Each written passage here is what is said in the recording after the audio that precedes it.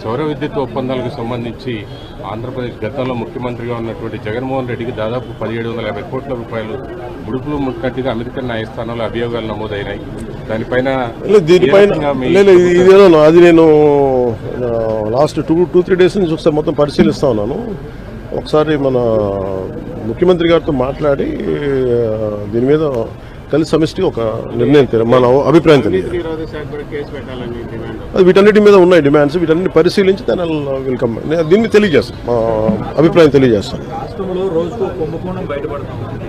ఈ రోజు మళ్ళీ తిరిగి కడప ఎయిర్పోర్ట్ సంబంధించి 150 కోట్లు, అట్లనే అంతకుముందు శ్రీకాకుళం జిల్లాలో కానీ అంటే సమోసాలకే 9 కోట్లు, అలా కాదండి, సమోసాలకే 9 కోట్లు అనుకున్నప్పుడు ఇవన్నీ మనం చూడాలి.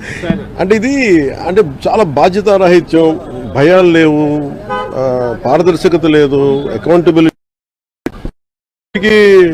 We are paying the price. ఇదేంటి